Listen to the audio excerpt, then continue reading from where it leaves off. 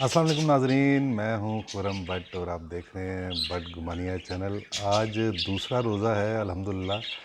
रमज़ान शरीफ शुरू है। कल पहला रोज़ा था और कल आपने देखा कि इमरान ख़ान ने गैर आइनी तौर पर, जो कानूनी माहिरीन बता रहे हैं कि गैर आइनी तौर पर जो है वो असम्बलियाँ तोड़ दी। हालांकि कहा यह जाता है, मैं कानून का तलब इल्म नहीं हूँ, लेकिन कानूनी माहिरीन के मुताबिक कहा यह जाता है कि जब अदम एतमाद की करारदाद पेश हो जाए तो उसके बाद वज़ीर-ए-आज़म का इख्तियार नहीं रहता कि वो असम्बलियाँ तहलील करे।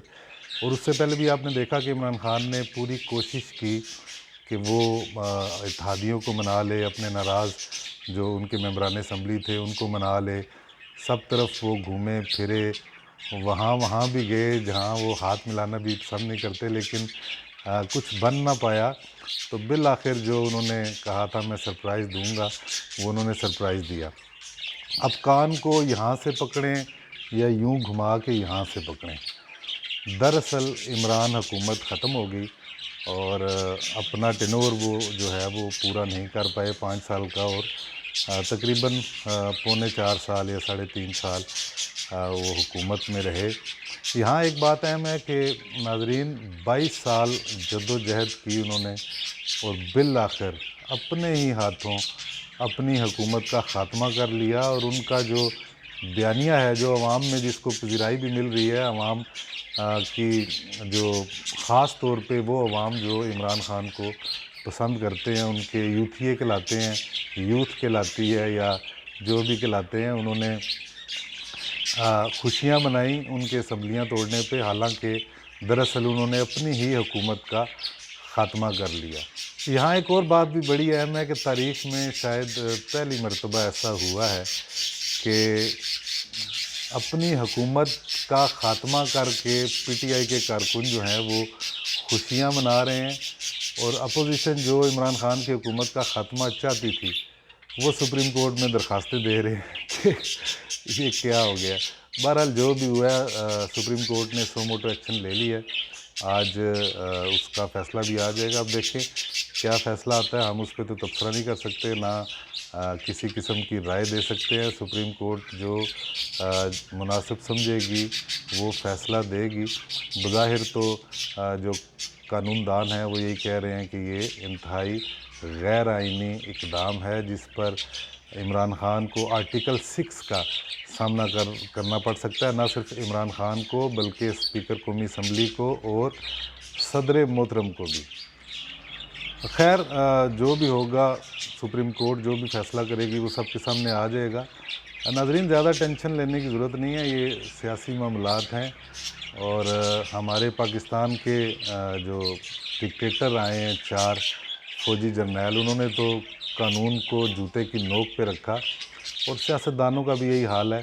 आप देख लें कि मोम की नाक बनाया हुआ है। हमने वो दौर भी देखा, बल्कि मैंने कवर भी किया था जब नवाज़ शरीफ का दौरे हुकूमत था और सुप्रीम कोर्ट पे हमला किया गया था। मैंने वो ख़ुद कवर किया था, गालबन 97 था, मुझे सही याद नहीं है, 7 ही था शायद।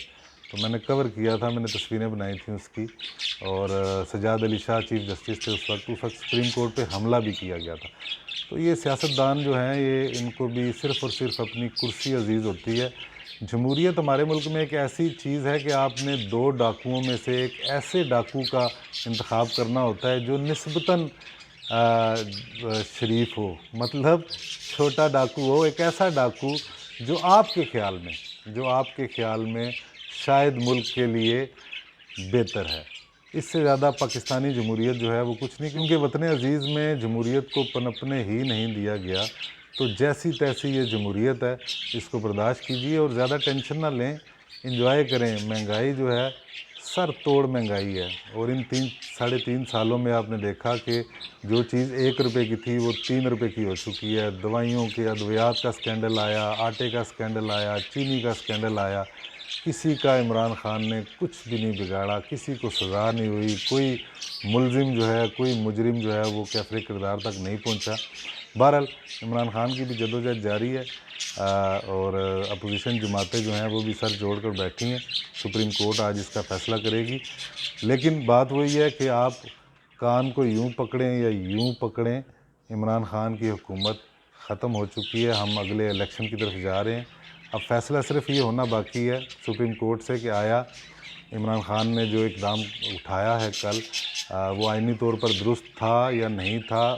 بظاہر تو یہی نظر آ رہا ہے کہ وہ انتہائی غیر آئینی فیصلہ تھا۔ پاکستانی تاریخ میں کبھی بھی ایسا نہیں ہوا، اس طرح نہیں ہوا۔ آئین کو تو بار بار بوٹوں تلے روندا گیا، لیکن اس طرح کا کام جو ہے وہ نہیں دیکھنے میں آیا۔ تو انجوائے کیجئے، دیکھیے۔ غربت مہنگائی سے تو ویسے ہی برا حال ہے۔ روزے رکھیں، دعائیں کریں، طوطے دیکھیں، انجوائے کریں۔ غربت کو دیجیے اجازت۔ اللہ حافظ۔